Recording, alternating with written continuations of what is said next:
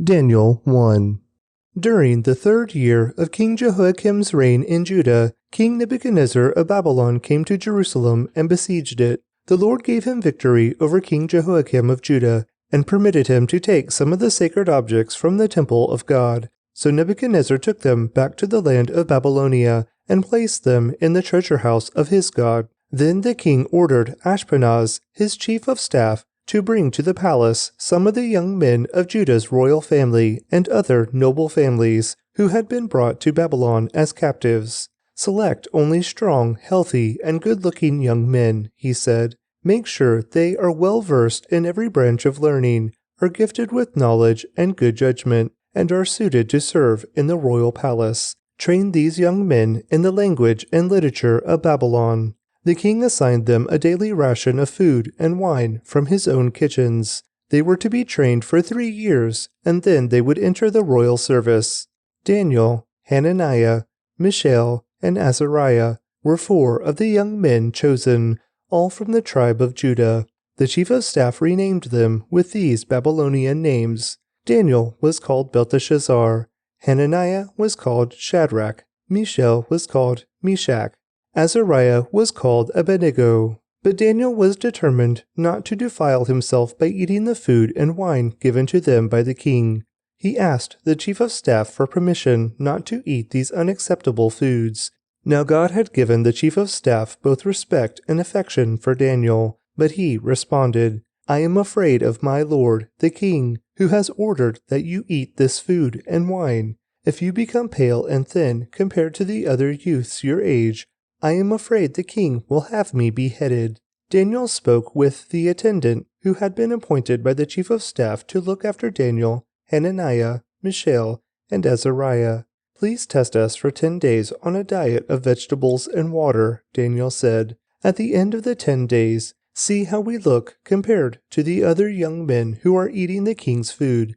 Then make your decision in light of what you see." The attendant agreed to Daniel's suggestion and tested them for 10 days. At the end of the 10 days, Daniel and his 3 friends looked healthier and better nourished than the young men who had been eating the food assigned by the king. So after that, the attendant fed them only vegetables instead of the food and wine provided for the others. God gave these 4 young men an unusual aptitude for understanding every aspect of literature and wisdom. And God gave Daniel the special ability to interpret the meanings of visions and dreams. When the training period ordered by the king was completed, the chief of staff brought all the young men to King Nebuchadnezzar. The king talked with them, and no one impressed him as much as Daniel, Hananiah, Mishael, and Azariah. So they entered the royal service. Whenever the king consulted them in any matter requiring wisdom and balanced judgment, he found them 10 times more capable than any of the magicians and enchanters in his entire kingdom.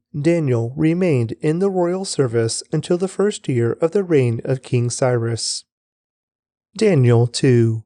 One night, during the 2nd year of his reign, Nebuchadnezzar had such disturbing dreams that he couldn't sleep. He called his magicians, enchanters, sorcerers, and astrologers, and he demanded that they tell him what he had dreamed. As they stood before the king, he said, "I have had a dream that deeply troubles me, and I must know what it means." Then the astrologers answered the king in Aramaic, "Long live the king! Tell us the dream, and we will tell you what it means." But the king said to the astrologers, "I am serious about this. If you don't tell me what my dream was and what it means, you will be torn limb from limb, and your houses will be turned into heaps of rubble. But if you tell me what I dreamed and what the dream means, I will give you many wonderful gifts and honors. Just tell me the dream and what it means." They said again, "Please, your majesty, tell us the dream, and we will tell you what it means." The king replied, "I know what you are doing. You're stalling for time because you know I am serious when I say, if you don't tell me the dream, you are doomed. So you have conspired to tell me lies, hoping I will change my mind. But tell me the dream, and then I'll know that you can tell me what it means."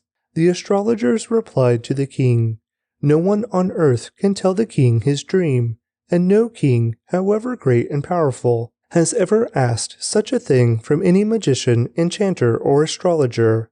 The king's demand is impossible.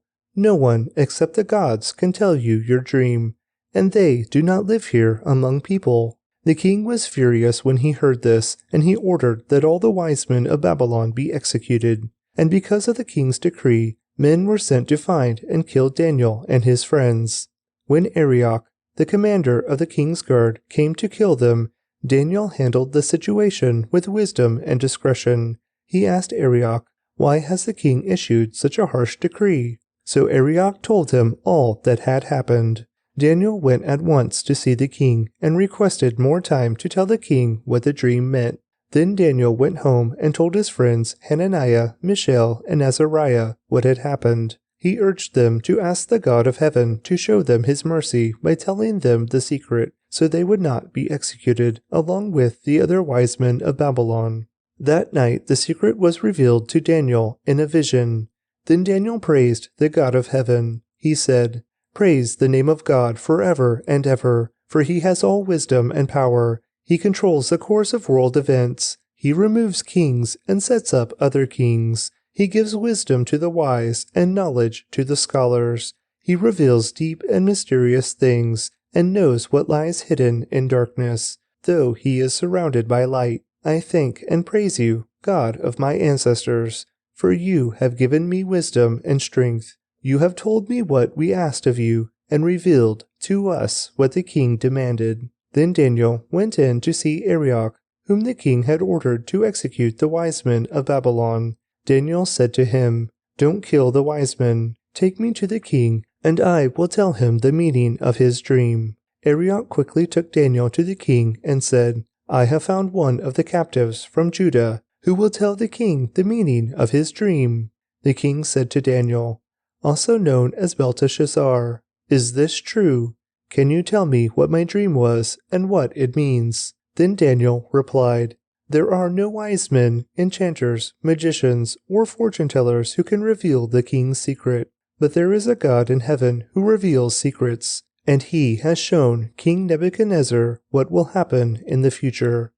Now I will tell you your dream and the visions you saw as you lay on your bed. While your majesty was sleeping, you dreamed about coming events. He who reveals secrets has shown you what is going to happen. And it is not because I am wiser than anyone else that I know the secret of your dream, but because God wants you to understand what was in your heart. In your vision, your majesty, you saw standing before you a huge, shining statue of a man. It was a frightening sight. The head of the statue was made of fine gold. Its chest and arms were silver. Its belly and thighs were bronze. Its legs were iron, and its feet were a combination of iron and baked clay. As you watched, a rock was cut from a mountain, but not by human hands. It struck the feet of iron and clay, smashing them to bits. The whole statue was crushed into small pieces of iron, clay, bronze, silver, and gold. Then the wind blew them away without a trace, like chaff on a threshing floor. But the rock that knocked the statue down became a great mountain that covered the whole earth. That was the dream. Now we will tell the king what it means. Your Majesty, you are the greatest of kings. The God of heaven has given you sovereignty, power, strength, and honor. He has made you the ruler over all the inhabited world, and has put even the wild animals and birds under your control. You are the head of gold. But after your kingdom comes to an end, another kingdom, inferior to yours, will rise to take your place. After that kingdom has fallen, yet a third kingdom, represented by bronze, will rise to rule the world. Following that kingdom, there will be a fourth one, as strong as iron. That kingdom will smash and crush all previous empires, just as iron smashes and crushes everything it strikes. The feet and toes you saw were a combination of iron and baked clay, showing that this kingdom will be divided.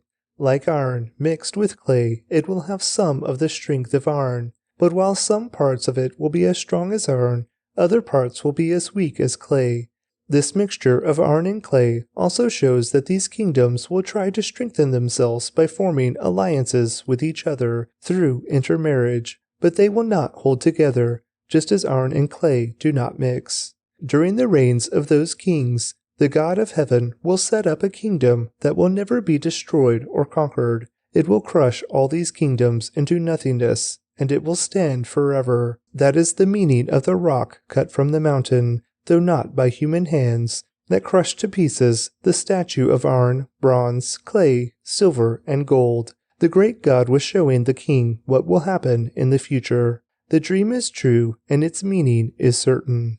Then King Nebuchadnezzar threw himself down before Daniel and worshipped him, and he commanded his people to offer sacrifices and burn sweet incense before him. The king said to Daniel, "Truly, your God is the greatest of gods, the Lord over kings, a revealer of mysteries, for you have been able to reveal this secret." Then the king appointed Daniel to a high position and gave him many valuable gifts. He made Daniel ruler over the whole province of Babylon, as well as chief over all his wise men. At Daniel's request, the king appointed Shadrach, Meshach, and Abednego to be in charge of all the affairs of the province of Babylon, while Daniel remained in the king's court. Daniel 3. King Nebuchadnezzar made a gold statue 90 feet tall and 9 feet wide, and set it up on the plain of Dura in the province of Babylon. Then he sent messages to the high officers, officials, governors, advisors, treasurers, judges, magistrates, and all the provincial officials to come to the dedication of the statue he had set up. So all these officials came and stood before the statue King Nebuchadnezzar had set up. Then a herald shouted out, "People of all races and nations and languages, listen to the king's command. When you hear the sound of the horn, flute, zither, lyre, harp, pipes, and other musical instruments, bow to the ground to worship King Nebuchadnezzar's gold statue. Anyone who refuses to obey will immediately be thrown into a blazing furnace." So at the sound of the musical instruments, all the people, whatever their race or nation or language, bowed to the ground and worshipped the gold statue that King Nebuchadnezzar had set up. But some of the astrologers went to the king and informed on the Jews. They said to King Nebuchadnezzar, "Long live the king! You issued a decree requiring all the people to bow down and worship the gold statue when they hear the sound of the horn, flute, zither, lyre, harp, pipes, and other musical instruments.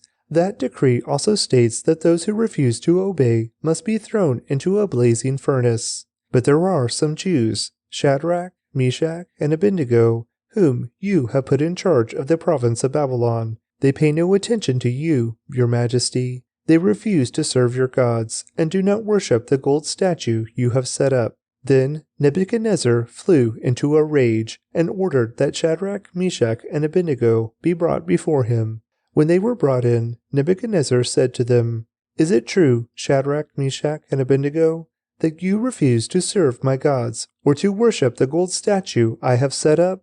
I will give you one more chance to bow down and worship the statue I have made when you hear the sound of the musical instruments.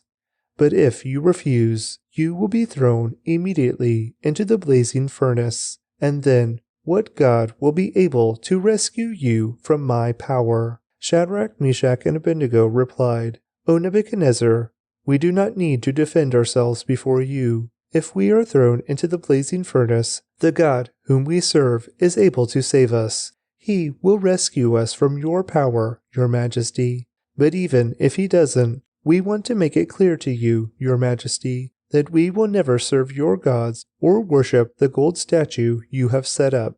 Nebuchadnezzar was so furious with Shadrach, Meshach, and Abednego that his face became distorted with rage. He commanded that the furnace be heated 7 times hotter than usual. Then he ordered some of the strongest men of his army to bind Shadrach, Meshach, and Abednego and throw them into the blazing furnace.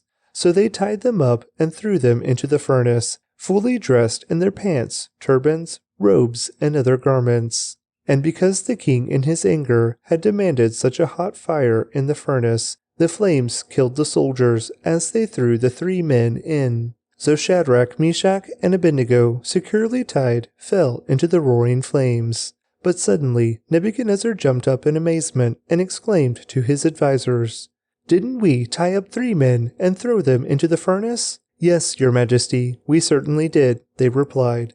"Look," Nebuchadnezzar shouted, "I see 4 men, unbound, walking around in the fire, unharmed, and the 4th looks like a god." Then Nebuchadnezzar came as close as he could to the door of the flaming furnace and shouted, "Shadrach, Meshach, and Abednego, servants of the Most High God, come out, come here."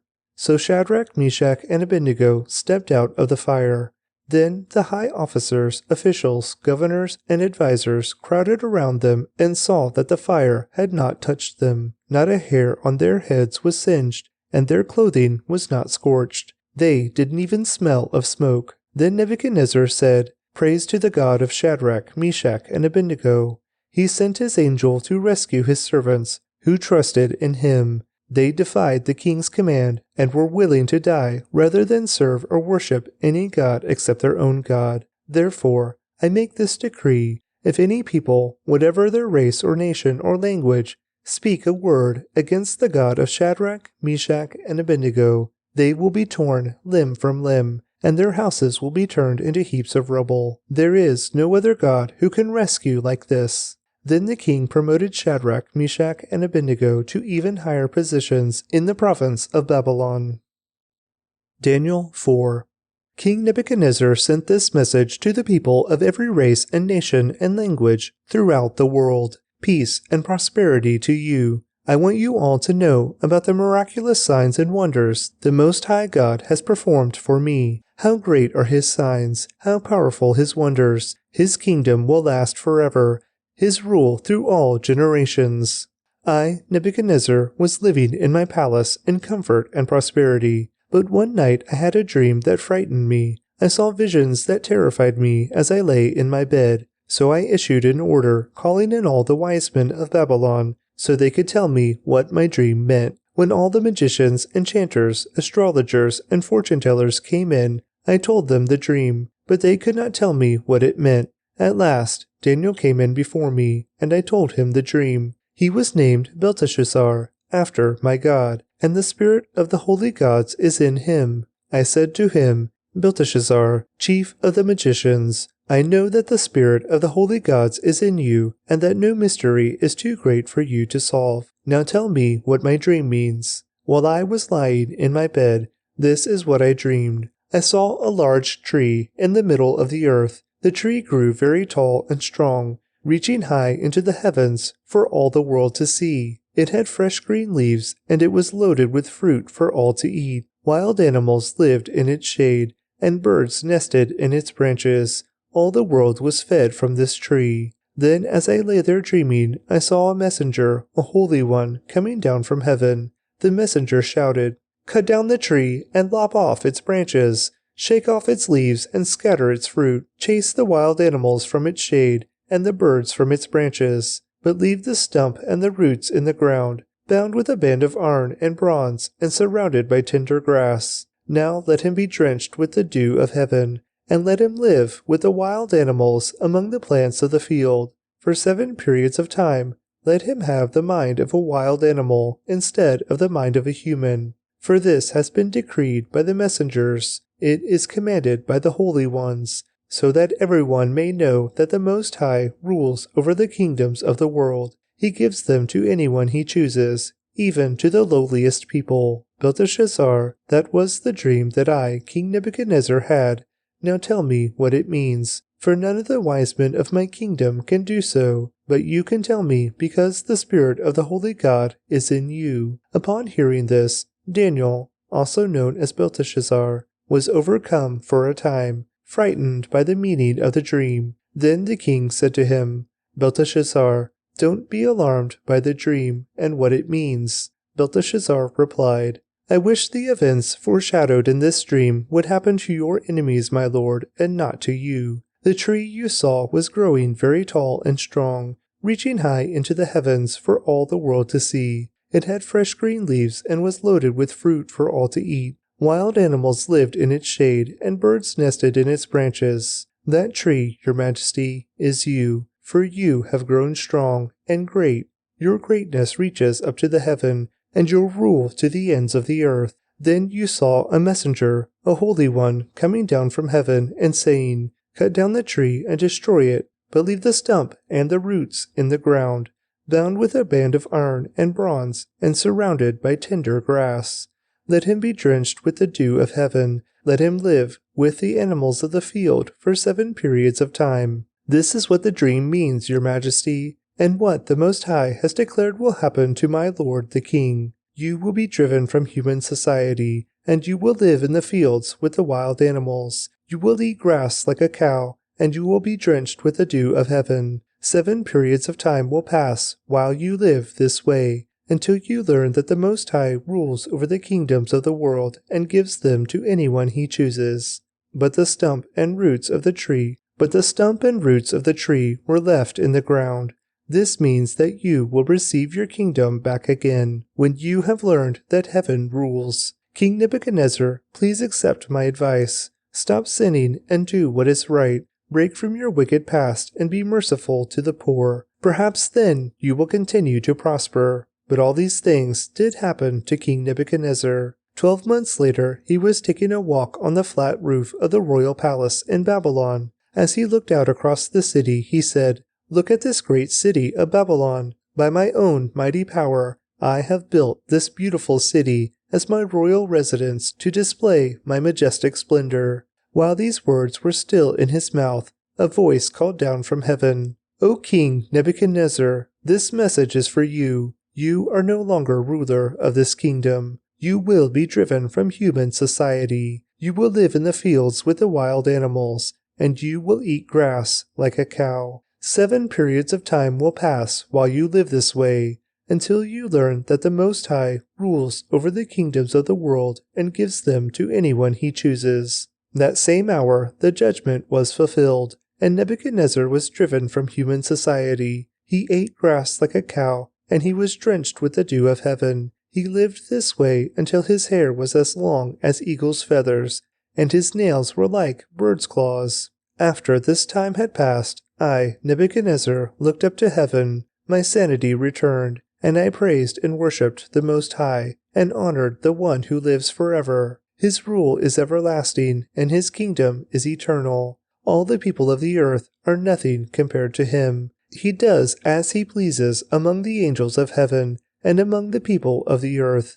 No one can stop him or say to him, "What do you mean by doing these things?" When my sanity returned to me, so did my honor and glory and kingdom. My advisors and nobles sought me out, and I was restored as head of my kingdom, with even greater honor than before. Now I, Nebuchadnezzar, praise and glorify and honor the King of heaven. All his acts are just and true, and he is able to humble the proud. Daniel 5.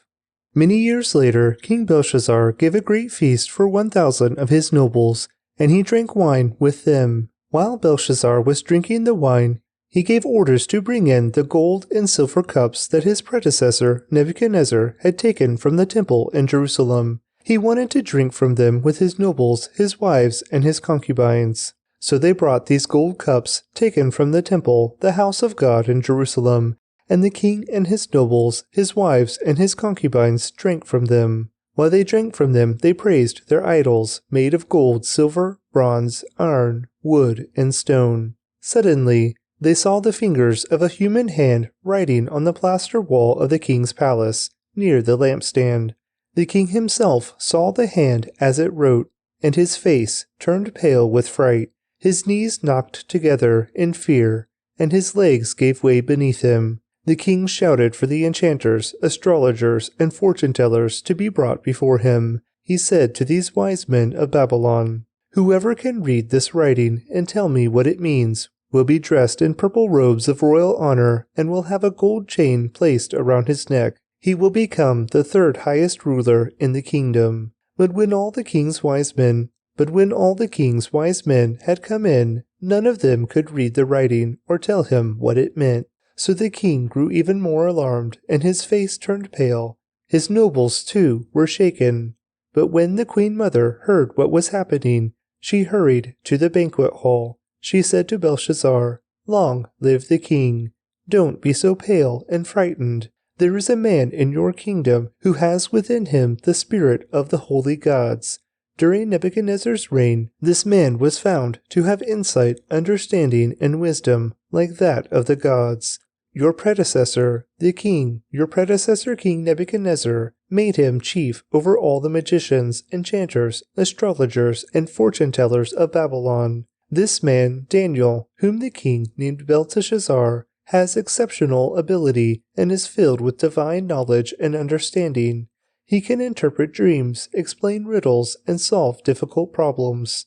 Call for Daniel, and he will tell you what the writing means. So Daniel was brought in before the king. The king asked him, "Are you Daniel, one of the exiles brought from Judah by my predecessor, King Nebuchadnezzar? I have heard that you have the spirit of the gods within you, and that you are filled with insight, understanding, and wisdom. My wise men and enchanters have tried to read the words on the wall and tell me their meaning, but they cannot do it. I am told that you can give interpretations and solve difficult problems. If you can read these words and tell me their meaning, you will be clothed in purple robes of royal honor, and you will have a gold chain placed around your neck. You will become the third highest ruler in the kingdom." Daniel answered the king, "Keep your gifts, or give them to someone else. But I will tell you what the writing means. Your Majesty, the Most High God gave sovereignty, majesty, glory, and honor to your predecessor Nebuchadnezzar. He made him so great that people of all races and nations and languages trembled before him in fear. He killed those he wanted to kill, and spared those he wanted to spare. He honored those he wanted to honor, and disgraced those he wanted to disgrace. But when his heart and mind were puffed up with arrogance, he was brought down from his royal throne and stripped of his glory. He was driven from human society. He was given the mind of a wild animal, and he lived among the wild donkeys. He ate grass like a cow, and he was drenched with the dew of heaven, until he learned that the Most High God rules over the kingdoms of the world and appoints anyone he desires to rule over them. You are his successor, O Belshazzar, and you knew all this, yet you have not humbled yourself, for you have proudly defied the Lord of heaven and have had these cups from his temple brought before you. You and your nobles and your wives and concubines have been drinking wine from them, while praising gods of silver, gold, bronze, iron, wood, and stone, gods that neither see nor hear nor know anything at all. But you have not honored the God who gives you the breath of life and controls your destiny. So God has sent this hand to write this message. This is the message that was written. Mene, Mene, Tekel, and Parsin. This is what these words mean. Mene means numbered. God has numbered the days of your reign and has brought it to an end. Tekel means weighted.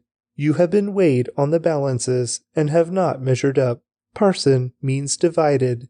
Your kingdom has been divided and given to the Medes and Persians. Then at Belshazzar's command, Daniel was dressed in purple robes, a gold chain was hung around his neck, and he was proclaimed the third highest ruler in the kingdom. That very night, Belshazzar, the Babylonian king, was killed, and Darius the Mede took over the kingdom at the age of 62. Daniel 6. Darius the Mede decided to divide the kingdom into 120 provinces, and he appointed a high officer to rule over each province. The king also chose Daniel and 2 others as administrators to supervise the high officers and protect the king's interests. Daniel soon proved himself more capable than all the other administrators and high officers. Because of Daniel's great ability, the king made plans to place him over the entire empire. Then the other administrators and high officers began searching for some fault in the way Daniel was handling government affairs, but they couldn't find anything to criticize or condemn. He was faithful, always responsible, and completely trustworthy, so they concluded, our only chance of finding grounds for accusing Daniel will be in connection with the rules of his religion. So the administrators and high officers went to the king and said, "Long live King Darius! We are all in agreement, we administrators, officials, high officers, advisors, and governors, that the king should make a law that will be strictly enforced. give orders that for the next 30 days, any person who prays to anyone, divine or human, except to you, your majesty, will be thrown into the den of lions. And now, your majesty, issue and sign this law so it cannot be changed, an official law of the Medes and Persians that cannot be revoked. So King Darius signed the law. But when Daniel learned that the law had been signed, he went home and knelt down as usual in his upstairs room, with its windows open toward Jerusalem. He prayed 3 times a day, just as he had always done, giving thanks to his God. Then the officials went together to Daniel's house and found him praying and asking for God's help. So they went straight to the king and reminded him about his law. Did you not sign a law that for the next 30 days any person who prays to anyone, divine or human, except to you, your majesty, will be thrown into the den of lions? Yes, the king replied. That decision stands. It is an official law of the Medes and Persians that cannot be revoked. Then they told the king, that man, Daniel, one of the captives from Judah, is ignoring you and your law. He still prays to his God 3 times a day. Hearing this, the king was deeply troubled, and he tried to think of a way to save Daniel. He spent the rest of the day looking for a way to get Daniel out of this predicament. In the evening, the men went together to the king and said, Your Majesty, you know that according to the law of the Medes and the Persians, no law that the king signs can be changed. So at last the king gave orders for Daniel to be arrested and thrown into the den of lions. The king said to him, May your God, whom you serve so faithfully, rescue you. A stone was brought and placed over the mouth of the den. The king sealed the stone with his own royal seal and the seals of his nobles, so that no one could rescue Daniel. Then the king returned to his palace and spent the night fasting. He refused his usual entertainment and couldn't sleep at all that night. Very early the next morning, the king got up and hurried out to the lion's den. When he got there, he called out in anguish, Daniel, servant of the living God, was your God, whom you serve so faithfully, able to rescue you from the lions? Daniel answered, Long live the king. My God sent his angel to shut the lions' mouths so that they would not hurt me, for I have been found innocent in his sight, and I have not wronged you, your majesty. The king was overjoyed and ordered that Daniel be lifted from the den. Not a scratch was found on him, for he had trusted in his God. Then the king gave orders to arrest the men who had maliciously accused Daniel. He had them thrown into the lion's den, along with their wives and children. The lions leaped on them and tore them apart before they even hit the floor of the den. Then King Darius sent this message to the people of every race and nation and language throughout the world. Peace and prosperity to you. I decree that everyone throughout my kingdom should tremble with fear before the God of Daniel, for he is the living God, and he will endure forever. His kingdom will never be destroyed, and his rule will never end. He rescues and saves his people. He performs miraculous signs and wonders in the heavens and on earth. He has rescued Daniel from the power of the lions. So Daniel prospered during the reign of Darius and the reign of Cyrus the Persian. Daniel 7. Earlier, during the first year of King Belshazzar's reign in Babylon, Daniel had a dream and saw visions as he lay in his bed. He wrote down the dream, and this is what he saw. In my vision that night, I, Daniel, saw a great storm churning the surface of a great sea, with strong winds blowing from every direction. Then 4 huge beasts came up out of the water, each different from the others. The first beast was like a lion with eagle's wings. As I watched, its wings were pulled off, and it was left standing with its 2 hind feet on the ground, like a human being, and it was given a human mind. Then I saw a second beast, and it looked like a bear. It was rearing up on one side, and it had 3 ribs in its mouth, between its teeth. And I heard a voice saying to it, Get up, devour the flesh of many people. Then the third of these strange beasts appeared, and it looked like a leopard. It had 4 birds' wings on its back, and it had 4 heads. Great authority was given to this beast. Then in my vision that night I saw a 4th beast, terrifying, dreadful, and very strong. It devoured and crushed its victims with huge iron teeth and trampled their remains beneath its feet. It was different from any of the other beasts, and it had 10 horns. As I was looking at the horns, suddenly another small horn appeared among them. 3 of the first horns were torn out by the roots to make room for it. This little horn had eyes, like human eyes, and a mouth that was boasting arrogantly. I watched as thrones were put in place, and the Ancient One sat down to judge. His clothing was as white as snow, his hair like purest wool. He sat on a fiery throne, with wheels of blazing fire, and a river of fire was pouring out, flowing from his presence. Millions of angels ministered to him. Many millions stood to attend him. Then the court began its session, and the books were opened. I continued to watch because I could hear the little horn's boastful speech. I kept watching until the 4th beast was killed and its body was destroyed by fire. The other 3 beasts had their authority taken from them, but they were allowed to live a while longer. As my vision continued that night, I saw someone like a son of man coming with the clouds of heaven. He approached the Ancient One and was led into his presence.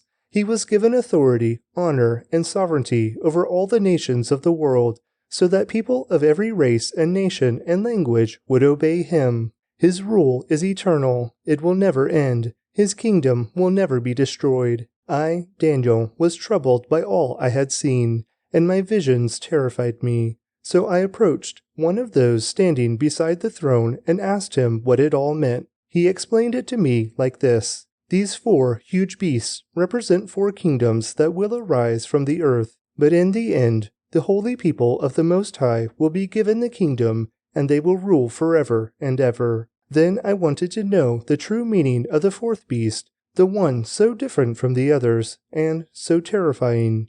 It had devoured and crushed its victims with iron teeth and bronze claws, trampling their remains beneath its feet. I also asked about the 10 horns on the 4th beast's head, and the little horn that came up afterward and destroyed 3 of the other horns.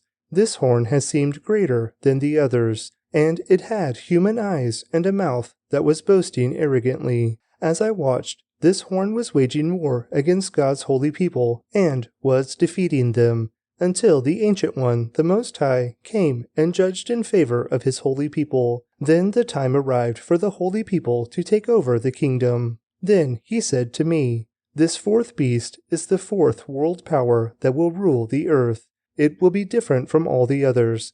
It will devour the whole world, trampling and crushing everything in its path. Its 10 horns are 10 kings who will rule that empire.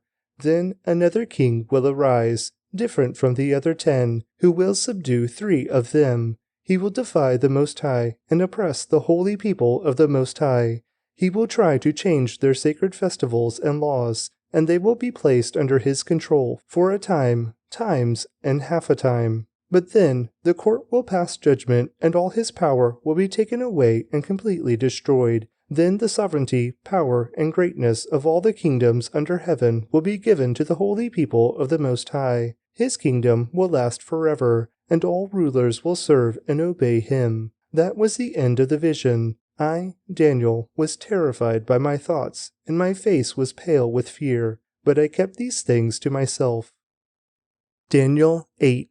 During the 3rd year of King Belshazzar's reign, I, Daniel, saw another vision, following the one that had already appeared to me. In this vision, I was at the fortress of Susa, in the province of Elam, standing beside the Ulai River. As I looked up, I saw a ram with 2 long horns standing beside the river. One of the horns was longer than the other, even though it had grown later than the other one. The ram butted everything out of his way to the west, to the north, and to the south, and no one could stand against him or help his victims. He did as he pleased and became very great. While I was watching, suddenly a male goat appeared from the west, crossing the land so swiftly that he didn't even touch the ground. This goat, which had one very large horn between its eyes, headed toward the 2-horned ram that I had seen standing beside the river, rushing at him in a rage. The goat charged furiously at the ram and struck him, breaking off both his horns. Now the ram was helpless, and the goat knocked him down and trampled him. No one could rescue the ram from the goat's power. The goat became very powerful, but at the height of his power, his large horn was broken off, In the large horn's place grew 4 prominent horns pointing in the 4 directions of the earth. Then from one of the prominent horns came a small horn, whose power grew very great. It extended toward the south and the east and toward the glorious land of Israel. Its power reached to the heavens, where it attacked the heavenly army, throwing some of the heavenly beings and some of the stars to the ground and trampling them. It even challenged the commander of heaven's army by canceling the daily sacrifices offered to him and by destroying his temple. The army of heaven was restrained from responding to this rebellion, so the daily sacrifice was halted and truth was overthrown. The horn succeeded in everything it did. Then I heard 2 holy ones talking to each other. One of them asked, "How long will the events of this vision last? How long will the rebellion that causes desecration stop the daily sacrifices? How long will the temple and heaven's army be trampled on?" The other replied, "It will take 2,300 evenings and mornings. Then the temple will be made right again." As I, Daniel, was trying to understand the meaning of this vision, someone who looked like a man stood in front of me, and I heard a human voice calling out from the Ulai River, "Gabriel, tell this man the meaning of his vision." As Gabriel approached the place where I was standing, I became so terrified that I fell with my face to the ground. "Son of man," he said, "you must understand that the events you have seen in your vision relate to the time of the end." While he was speaking, I fainted and lay there with my face to the ground. But Gabriel roused me with a touch and helped me to my feet. Then he said, "I am here to tell you what will happen later in the time of wrath. What you have seen pertains to the very end of time. The 2-horned ram represents the king of Media and Persia. The shaggy male goat represents the king of Greece, and the large horn between his eyes represents the first king of the Greek Empire. The 4 prominent horns that replace the 1 large horn show that the Greek Empire will break into 4 kingdoms, but none as great as the first. At the end of their rule, when their sin is at its height, a fierce king, a master of intrigue, will rise to power. He will become very strong, but not by his own power. He will cause a shocking amount of destruction and succeed in everything he does. He will destroy powerful leaders and devastate the holy people. He will be a master of deception and will become arrogant. He will destroy many without warning. He will even take on the Prince of Princes in battle, but he will be broken, though not by human power. This vision about the 2,300 evenings and mornings is true, but none of these things will happen for a long time, so keep this vision a secret. Then I, Daniel, was overcome and lay sick for several days. Afterward, I got up and performed my duties for the king, but I was greatly troubled by the vision and could not understand it. Daniel 9. It was the 1st year of the reign of Darius the Mede, the son of Ahasuerus, who became king of the Babylonians. During the 1st year of his reign, I, Daniel, learned from reading the word of the Lord as revealed to Jeremiah the prophet that Jerusalem must lie desolate for 70 years. So I turned to the Lord God and pleaded with him in prayer and fasting. I also wore rough burlap and sprinkled myself with ashes. I prayed to the Lord my God and confessed, "O Lord, you are a great and awesome God. You always fulfill your covenant and keep your promises of unfailing love to those who love you and obey your commands. But we have sinned and done wrong. We have rebelled against you and scorned your commands and regulations. We have refused to listen to your servants, the prophets, who spoke on your authority to our kings and princes and ancestors and to all the people of the land. Lord, you are in the right, but as you see, our faces are covered with shame. This is true of all of us, including the people of Judah and Jerusalem and all Israel, scattered near and far, wherever you have driven us because of our disloyalty to you. O Lord, we and our kings, princes, and ancestors are covered with shame because we have sinned against you. But the Lord our God is merciful and forgiving, even though we have rebelled against him. We have not obeyed the Lord our God, for we have not followed the instructions he gave us through his servants, the prophets. All Israel has disobeyed your instructions and turned away, refusing to listen to your voice. So now the solemn curses and judgments written in the laws of Moses, the servant of God, have been poured down on us because of our sin. You have kept your word and done to us and our rulers exactly as you warned. Never has there been such a disaster as happened in Jerusalem. Every curse written against us in the law of Moses has come true. Yet we have refused to seek mercy from the Lord our God by turning from our sins and recognizing His truth. Therefore the Lord has brought upon us the disaster He prepared. The Lord our God was right to do all of these things, for we did not obey Him. O Lord our God, you brought lasting honor to your name by rescuing your people from Egypt in a great display of power. But we have sinned and are full of wickedness. In view of all your faithful mercies, Lord, please turn your furious anger away from your city Jerusalem, your holy mountain. All the neighboring nations mock Jerusalem and your people because of our sins and the sins of our ancestors. O our God, hear your servant's prayer. Listen as I plead, for your own sake, Lord. Smile again on your desolate sanctuary. O my God, lean down and listen to me. Open your eyes and see our despair. See how your city, the city that bears your name, lies in ruins. We make this plea, not because we deserve help, but because of your mercy. O Lord, hear. O Lord, forgive. O Lord, listen and act. For your own sake, do not delay, O my God. For your people and your city bear your name. I went on praying and confessing my sin and the sin of my people, pleading with the Lord my God for Jerusalem, His holy mountain. As I was praying, Gabriel, whom I had seen in the earlier vision, came swiftly to me at the time of the evening sacrifice. He explained to me, Daniel, I have come here to give you insight and understanding. The moment you began praying, a command was given, and now I am here to tell you what it was. For you are very precious to God. Listen carefully, so that you can understand the meaning of your vision. A period of 70 sets of 7 has been decreed for your people and your holy city to finish their rebellion, to put an end to their sin, to atone for their guilt, to bring in everlasting righteousness, to confirm the prophetic vision, and to anoint the most holy place.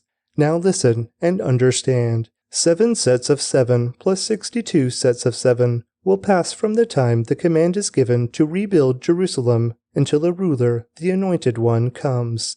Jerusalem will be rebuilt with streets and strong defenses, despite the perilous times. After this period of 62 sets of 7, the Anointed One will be killed, appearing to have accomplished nothing, and a ruler will arise whose armies will destroy the city and the temple. The end will come with a flood, and war and its miseries are decreed from that time to the very end. The ruler will make a treaty with the people for a period of 1 set of 7, but after half this time he will put an end to the sacrifices and offerings, and as a climax to all his terrible deeds, he will set up a sacrilegious object that causes desecration, until the fate decreed for this defiler is finally poured out on him. Daniel 10. In the 3rd year of the reign of King Cyrus of Persia, Daniel, also known as Belteshazzar, had another vision. He understood that the vision concerned events certain to happen in the future, times of war and great hardship. When this vision came to me, I, Daniel, had been in mourning for 3 whole weeks.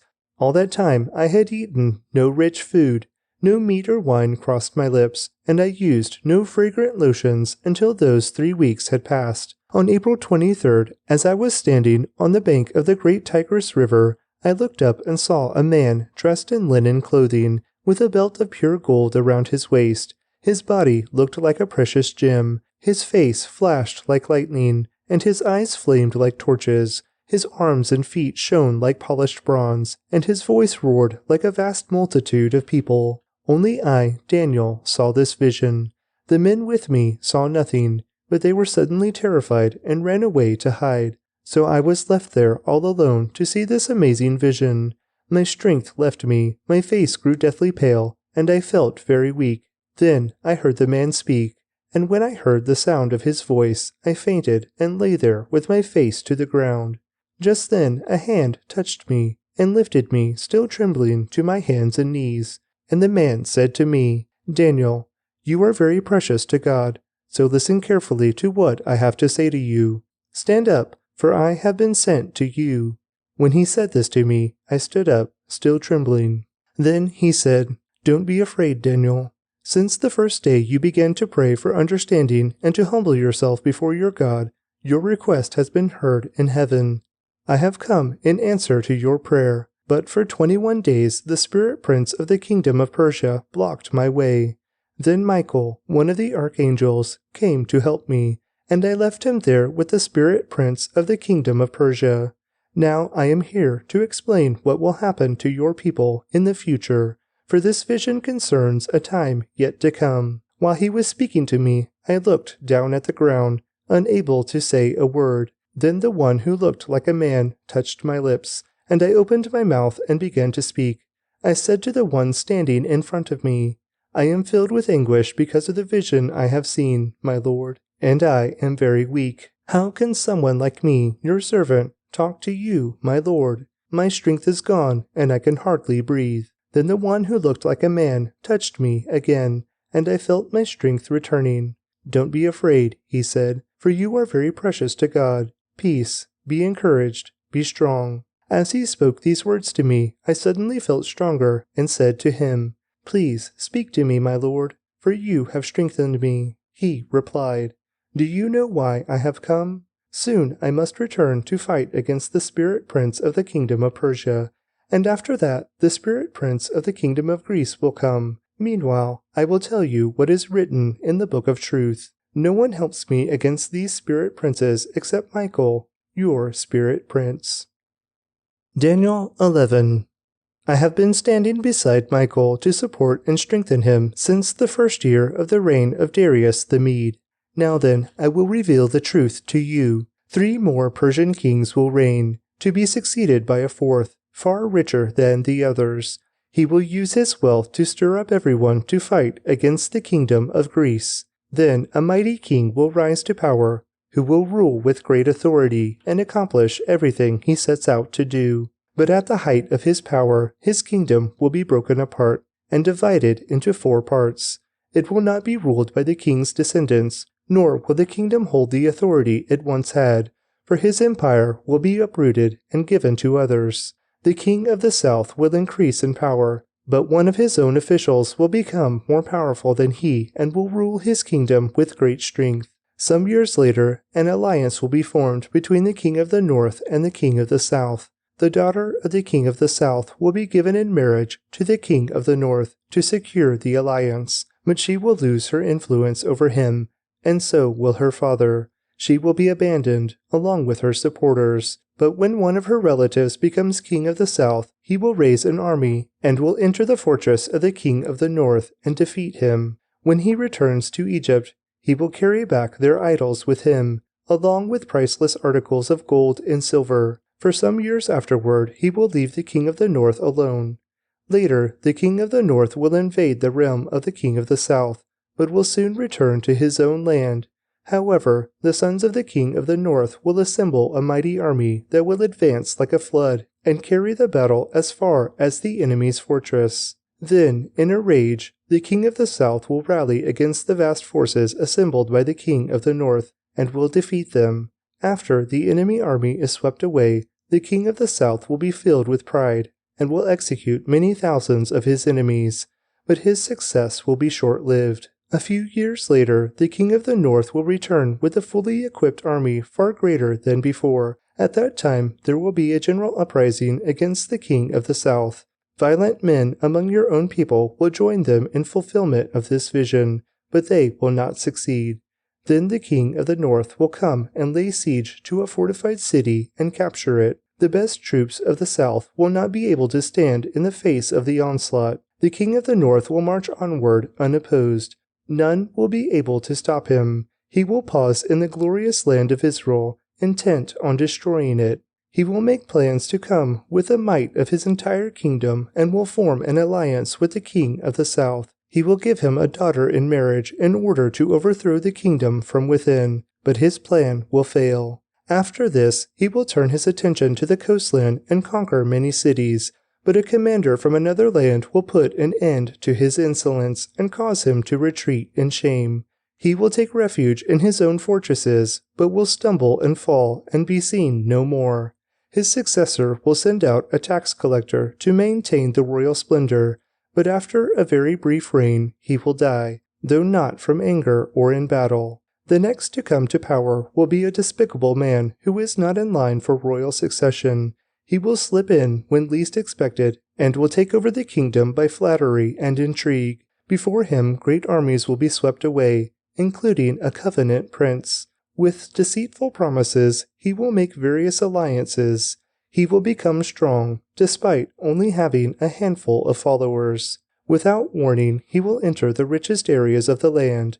Then he will distribute among his followers the plunder and wealth of the rich, something his predecessors had never done. He will plot the overthrow of strongholds, but this will last for only a short while. Then he will stir up his courage and raise a great army against the king of the south. The king of the south will go to battle with a mighty army, but to no avail, for there will be plots against him. His own household will cause his downfall. His army will be swept away, and many will be killed. Seeking nothing but each other's harm, these kings will plot against each other at the conference table, attempting to deceive each other. But it will make no difference, for the end will come at the appointed time. The king of the north will then return home with great riches. On the way he will set himself against the people of the Holy Covenant, doing much damage before continuing his journey. Then at the appointed time he will once again invade the south, but this time the result will be different, for warships from western coastlands will scare him off, and he will withdraw and return home. But he will vent his anger against the people of the Holy Covenant and reward those who forsake the covenant. His army will take over the temple fortress, pollute the sanctuary, put a stop to the daily sacrifices, and set up the sacrilegious object that causes desecration. He will flatter and win over those who have violated the covenant, but the people who know their God will be strong and will resist him. Wise leaders will give instruction to many, but these teachers will die by fire and sword, or they will be jailed and robbed. During these persecutions, little help will arrive, and many who join them will not be sincere, and some of the wise will fall victim to persecution. In this way they will be refined and cleansed and made pure until the time of the end, for the appointed time is still to come. The king will do as he pleases, exalting himself and claiming to be greater than every god, even blaspheming the God of gods. He will succeed, but only until the time of wrath is completed, for what has been determined will surely take place. He will have no respect for the gods of his ancestors, or for the God loved by women, or for any other god, for he will boast that he is greater than them all. Instead of these, he will worship the god of fortresses, a god his ancestors never knew, and lavish on him gold, silver, precious stones, and expensive gifts. Claiming this foreign god's help, he will attack the strongest fortresses. He will honor those who submit to him, appointing them to positions of authority and dividing the land among them as their reward. Then, at the time of the end, the king of the south will attack the king of the north. The king of the north will storm out with chariots, charioteers, and a vast navy. He will invade various lands and sweep through them like a flood. He will enter the glorious land of Israel, and many nations will fall, but Moab, Edom, and the best part of Ammon will escape. He will conquer many countries, and even Egypt will not escape. He will gain control over the gold, silver, and treasures of Egypt, and the Libyans and Ethiopians will be his servants. But then news from the east and the north will alarm him, and he will set out in great anger to destroy and obliterate many. He will stop between the glorious holy mountain and the sea, and will pitch his royal tents. But while he is there, his time will suddenly run out, and no one will help him. Daniel 12. At that time, Michael, the archangel, who stands guard over your nation, will arise. Then there will be a time of anguish, greater than any since nations first came into existence. But at that time, every one of your people whose name is written in the book will be rescued. Many of those whose bodies lie dead and buried will rise up, some to everlasting life, and some to shame and everlasting disgrace. Those who are wise will shine as bright as the sky, and those who lead many to righteousness will shine like the stars forever. But you, Daniel, keep this prophecy a secret. Seal up the book until the time of the end. when many will rush here and there, and knowledge will increase. Then I, Daniel, looked and saw 2 others, standing on opposite banks of the river. One of them asked the man dressed in linen, who was now standing above the river, "How long will it be until these shocking events are over?" The man dressed in linen, who was standing above the river, raised both his hands toward heaven and took a solemn oath by the one who lives forever, saying, "It will go on for a time, times, and half a time. When the shattering of the holy people has finally come to an end, all these things will have happened." I heard what he said, but I did not understand what he meant. So I asked, "How will all of this finally end, my Lord?" But he said, "Go now, Daniel, for what I have said is kept secret and sealed until the time of the end. Many will be purified, cleansed, and refined by these trials, but the wicked will continue in their wickedness, and none of them will understand. Only those who are wise will know what it means. From the time the daily sacrifice is stopped and the sacrilegious object that causes desecration is set up to be worshipped, there will be 1,290 days. And blessed are those who wait and remain until the end of the 1,335 days. As for you, go your way until the end. You will rest, and then, at the end of the days, you will rise again to receive the inheritance set aside for you.